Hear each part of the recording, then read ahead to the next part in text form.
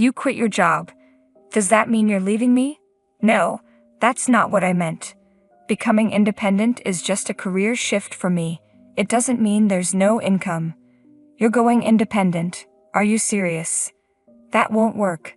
Well, if you feel that way, maybe it's time for us to go our separate ways.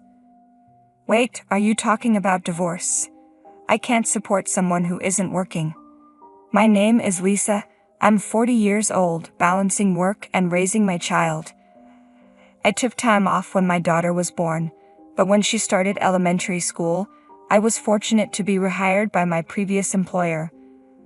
I primarily work from home now. With my daughter in 6th grade and my life more settled, I believe it's time for me to explore new opportunities at work. My husband is 40 just like me. When we first got married, he was a salesman with a promising future. Confident in his abilities, he switched jobs 3 years ago, hoping for a better salary. However, the outcome was the exact opposite. His new salary is lower, his benefits are worse, and he now works overtime every day. My family runs a farm in the countryside. Since she was young, my daughter has enjoyed spending time there, helping out in the fields whenever she visits. My parents love working alongside their grandchildren and have always been dedicated to involving her in farm work. Despite this, my husband despises the countryside and refuses to visit my parents' house with me for any reason. I'm heading back to my parents' house for a week. What about you? I've got work, so I won't be joining you. I'm tied up with a project that's nearing completion. Got it. I always knew my husband wouldn't be coming along, but it's important to ask anyway. Even if you're aware he won't be there, it's part of being a family. When my daughter and I are away at my parents' house, he calls me every day. While it's fine if he's calling out of concern or affection, his calls often revolve around trivial matters. What should I have for dinner today? How about the leftovers in the fridge? I'm not really in the mood for that. Then why not cook something yourself? Why should I? I'm exhausted. I know you've had a long day. By the way, where are my change of clothes? They're folded in your usual drawer. Whoa, what's with these corners folded like this? Well, if you're not going to take care of it, then you're on your own. My husband has been like this the entire time I've been at my parents' house. I mostly ignored his calls and messages. He's never happy when my daughter and I visit my parents. Every time we return home, the place is a mess with garbage everywhere. Mom, when we visit Grandpa's house, he always leaves the room in such a state.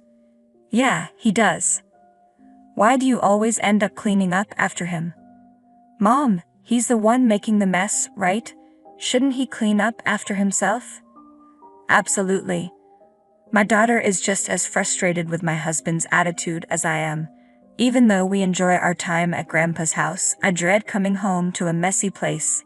Yeah, Mom doesn't like it either. Hey, can we leave Grandpa's house soon? I feel bad for Grandpa and Grandma. They work so hard in the fields. I wish I could help them more. Thank you. Grandpa and Grandma would really appreciate that.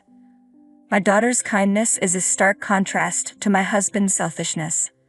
I'm growing increasingly tired of his childish behavior. After a long vacation, I returned to the office to discuss my health, annual assessments, and future goals. My daughter's suggestions inspired me to present a proposal to the president. Why don't we use our program to integrate more IT into agriculture? Well, that's a concept other companies have been exploring for quite some time. That's true. It's a field that's been established abroad for decades. Japanese companies have been developing new agricultural business models for the past 10 years. With the data and patterns we have, I believe we can make it work. We already have potential farmer partners who are interested in this operational model. I understand. In the meantime, could you submit a proposal? Sure, I'll get on it. I immediately reached out to my parents and they agreed without hesitation. My daughter's comment about her grandparents working hard and her desire to help sparked a great business opportunity. A month after submitting the proposal, my project was approved. I threw myself into the work, driven by the hope that if the project succeeded, it could benefit my aging parents. However, my husband was relentless in trying to undermine my enthusiasm. "You've been acting kind of flirtatiously lately. It bothers me." "Oh, really? Are you getting carried away?" "I'm not sure. Your face just brings me down. If it's affecting your mood, then you don't have to look at me." I understand what my husband is doing. He's trying to make me feel bad. I already feel pretty down, just as he wants. But I don't let it show on my face. I keep my tone neutral and treat him normally. He's always been this way. Whenever I start to get excited or enjoy myself, he seems determined to bring me down. I'm used to it now, so I don't let it affect me too much, but it still doesn't sit well with him. "Ha, I can't just avoid you. We live together." That's not true. You can just stay in your room. I'm perfectly capable of handling my job and taking care of my daughter on my own. If you took better care of yourself, we might avoid these confrontations. That's not what I meant. My husband is yelling at me and it's really upsetting. I want to get a divorce, but I'm unsure how to explain it to my daughter. I'm struggling to make a decision, and since I don't react to his outbursts, he's now criticizing the farmers. Maybe your difficulty in understanding his underlying intentions is because you grew up on a farm. He really is acting like a child. I try to stay calm, but his comments about my parents really get to me. This time though, I'm the one maintaining my composure. For the first time, a project I proposed has been accepted, and I'm so motivated that my husband's irritation doesn't bother me much. "So you're saying you can't do your job because you grew up in the city?" That's crossing the line. That's exactly what I'm going to tell you. Stop being a jerk. No, you were the one who started this. We've been arguing a lot lately. He used to be a nice guy, but he changed just before he switched jobs. My husband and I were already struggling to get along, but my work was going great. A few months later, I decided to resign from the company after discussing it with them and citing a licensing agreement. I chose to become independent. I had informed my husband about this decision in advance, but he clearly didn't pay attention. As soon as I resigned, he told me he wanted a divorce. "You quit your job. Does that mean you expect me to support you?" No, that's not it. Becoming independent is just like changing careers. It doesn't mean there won't be any income. You're going independent? Are you serious? That's not going to work. Well, if you feel that way, maybe you should go independent from me too. Wait, are you talking about divorce? I'm not going to support someone who isn't working. I was taken aback by his sudden mention of divorce. It left me speechless because my thoughts were focused on our daughter. "Mom, get a divorce." My daughter, who should have been asleep, burst into the living room. My husband looked momentarily taken aback. "I'm only making a clear choice. It's your fault for saying you're quitting your job." My husband, standing in front of our daughter, is trying to shift the blame. But my daughter only sees me, and my husband's behavior has been out of touch from the start. "Are you sure about this?" "Yes, I want you to get a divorce." "I don't like him. He always says hurtful things to you." "Mom, don't say you're staying together just for me. I want you to get a divorce right now." "All right, if that's what you want, let's go live with Grandpa and Grandma." "Thank you.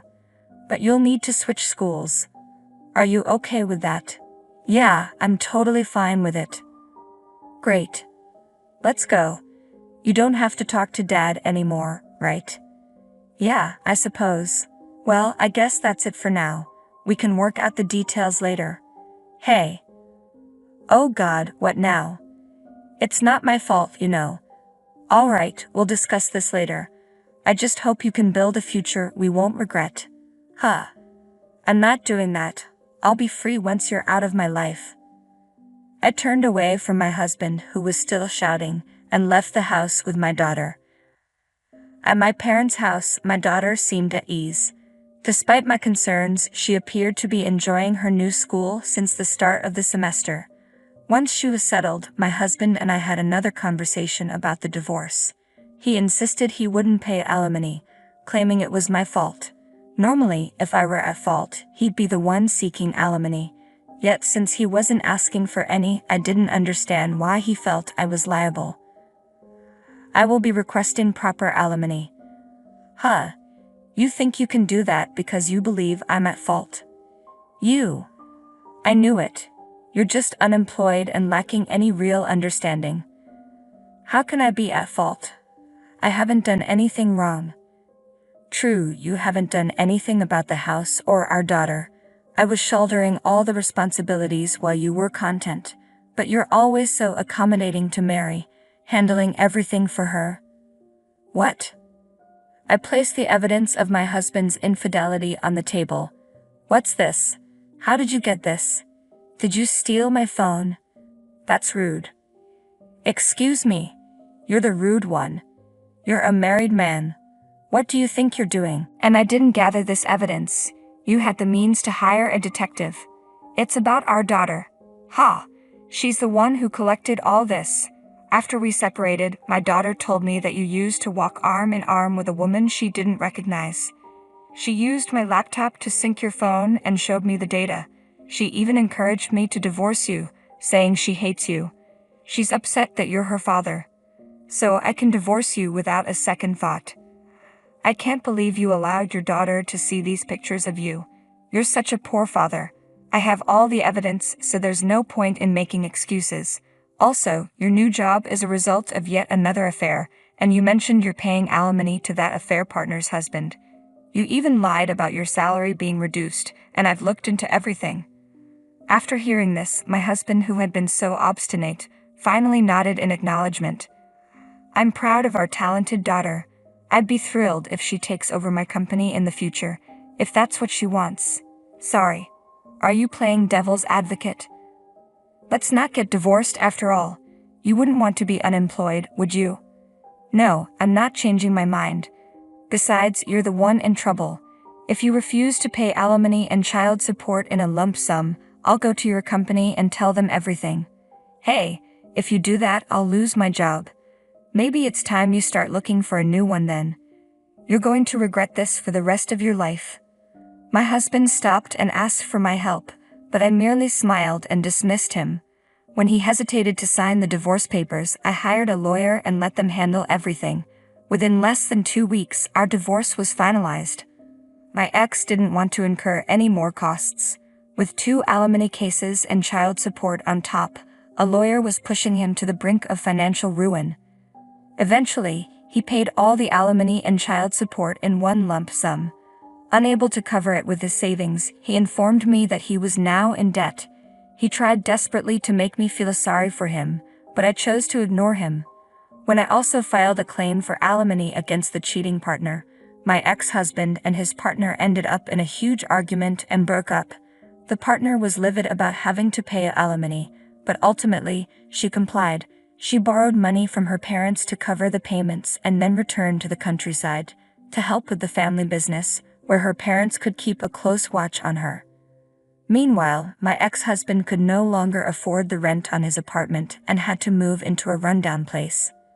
My business has flourished and I'm enjoying every day.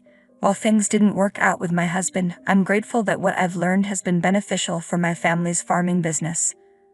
My parents are thrilled with the new IT system, which has greatly reduced their work hours and eased their workload. This entire transformation was made possible thanks to my daughter, though there was some initial resistance. Allowing her to have a smartphone and tablet in elementary school has proven to be a wise decision. She seems to be making good use of them. While my daughter still loves spending time in the fields, she's developing an interest in my work as well. Recently, she's been asking me to teach her how to build a website. I'm excited about her future. Although my 12-year-old daughter is exceptional, it saddens me that she has been exposed to the less admirable side of her father. I hope the adults around her will provide the care and support she needs. Your mother is right. I look forward to your future.